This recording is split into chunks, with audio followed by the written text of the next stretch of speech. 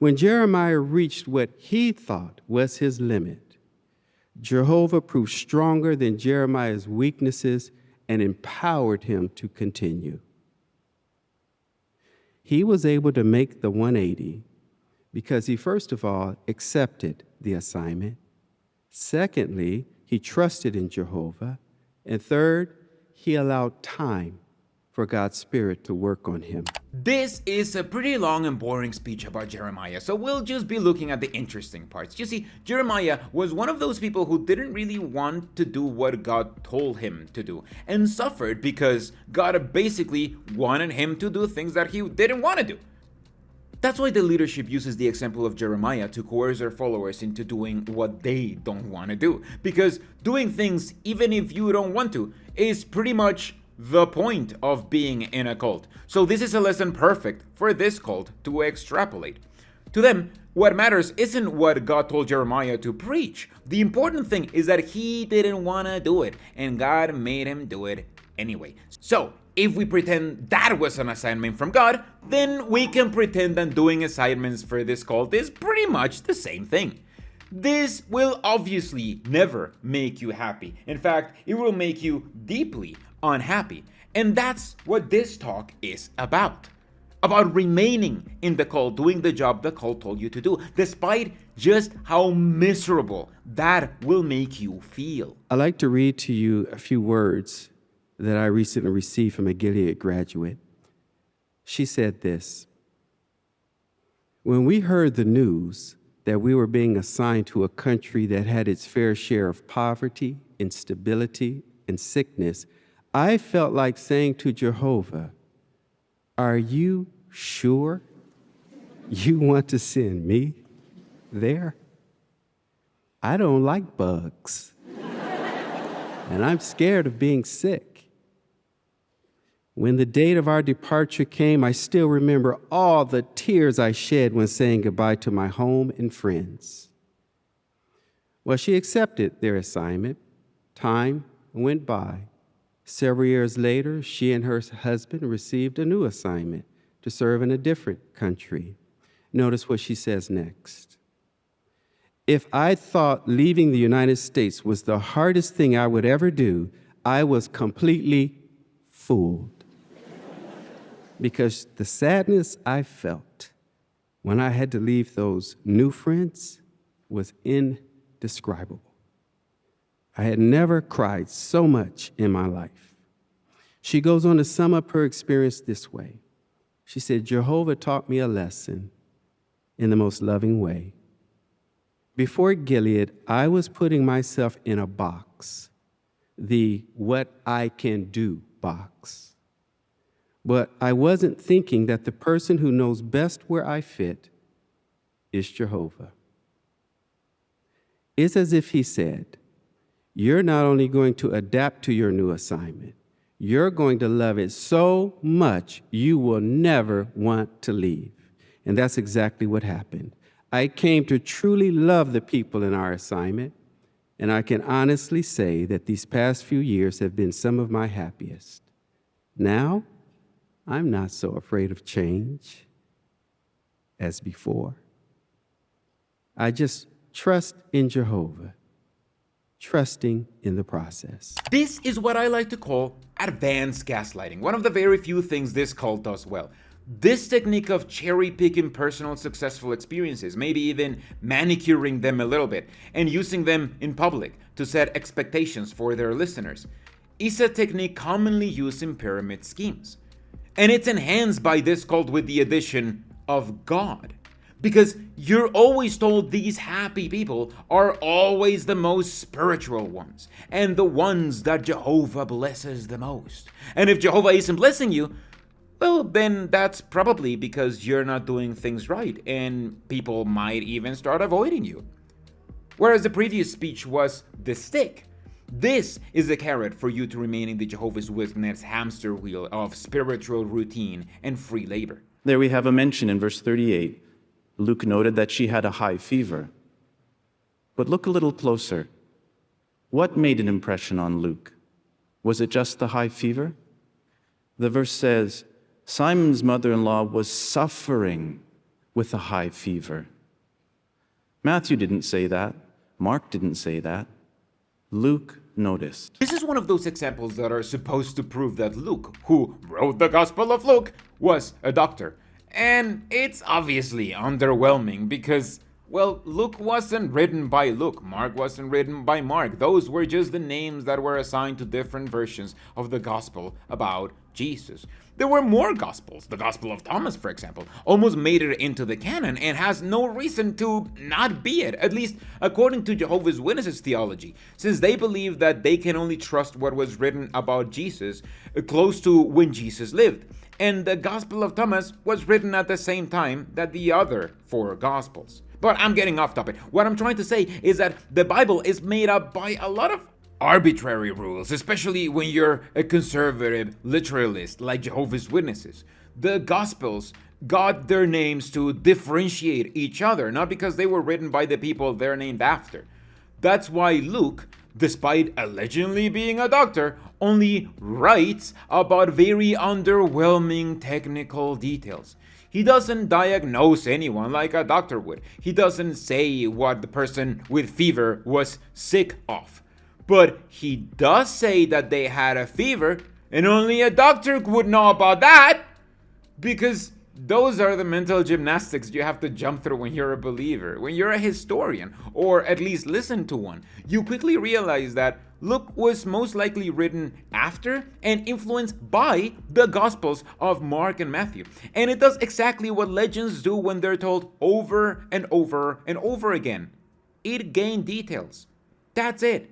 Mark and Matthew don't write about the fever because that's just the kind of detail that gets added onto the story after being told over and over again.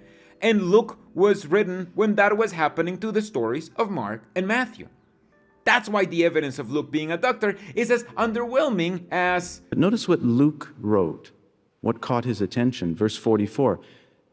But he was in such agony that he kept praying more earnestly, and his sweat became as drops of blood falling to the ground.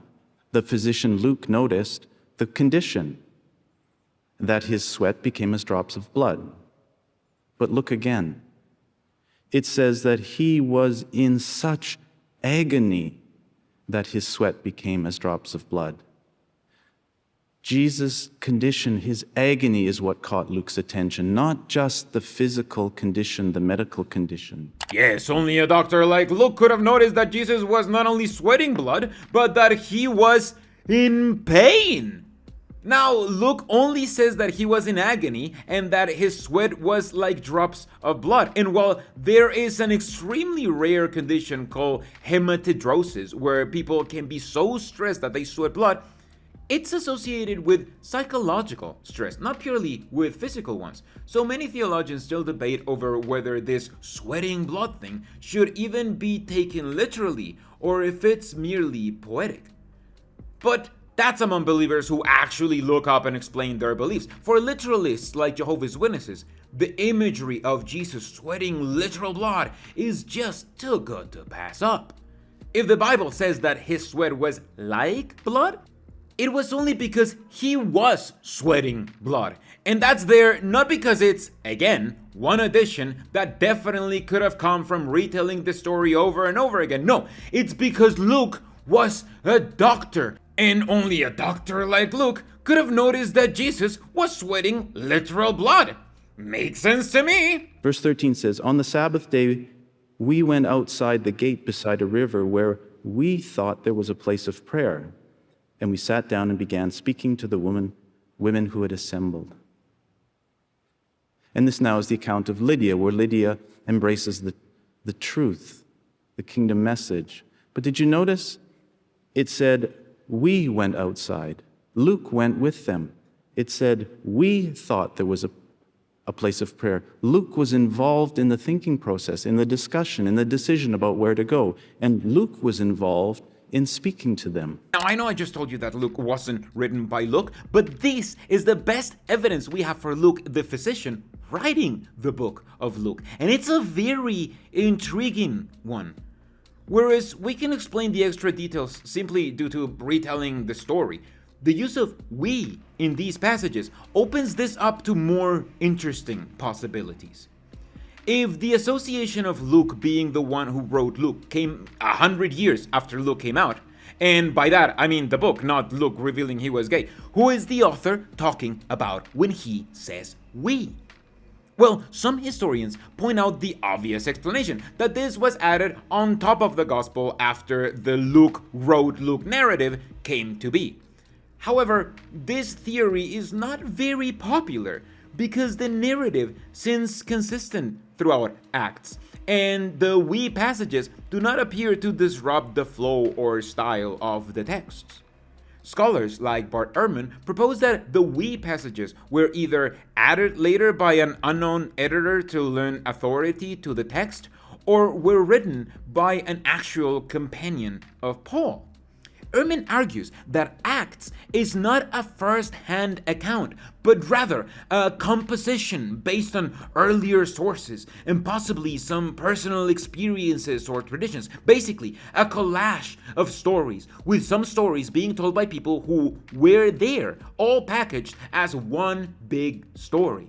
Another interesting theory is simply embellishment, like it was used to do at the time, since some fiction writings were known for changing the person from them to we to heighten a point, making it seem like it involves all of us and not just the people in the story.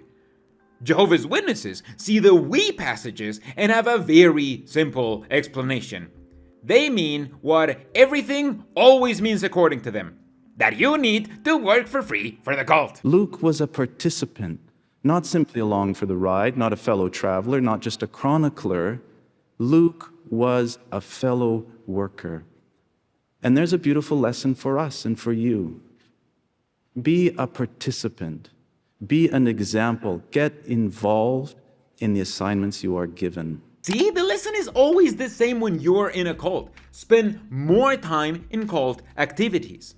And as a Gilead graduate, aka cult enforcer, you are outright told that you're nothing but a cog in a machine, just like they pretend Luke was. If the only 3 words used to describe you are beloved fellow worker, your training here at Gilead will have been a success. And you, like Luke, will be oil to machinery. You are nothing but machinery. I think these Gilead talks are pretty enlightening. After all, it feels like they're the ones who receive the rawest indoctrination material, whereas most people in the religion get a toned down version of it, and the people outside the religion get a completely different and defanged version of it. An outsider will never be told that they should join the group to become machinery or cult shovers, incapable of questioning where they're going. They would be told that Jehovah's Witnesses have variety and freedoms and all that stuff that's completely absent from these talks. Because these talks are the closest this cult gets to admit that they are a cult. And they probably know that on some level. After all, the only point of these talks is simply to gaslight you into doing whatever this religion tells you to do with a smile instead of a question, just like any other cult out there. And after seeing some stock footage about Haiti paired with its description from ChatGPT, we visit Haiti, which means land of the mountains. Haiti is a tropical island located in the Caribbean Sea and has beautiful white sand beaches, rivers, waterfalls, and yes, majestic mountains. This JW broadcast finally comes to an end, and I gotta say, this segment of the Gilead graduation is far cultier than anything I've seen of the convention so far, since the convention is actually pretty boring this year.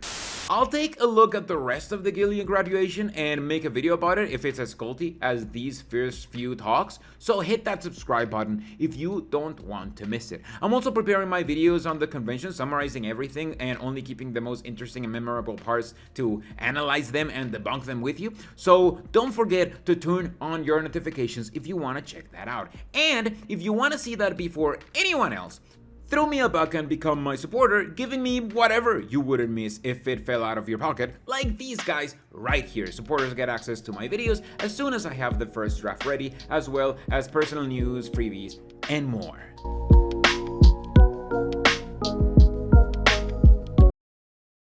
Sell all the things you have, distribute the proceeds to the poor. You will have treasure in the heavens, and come,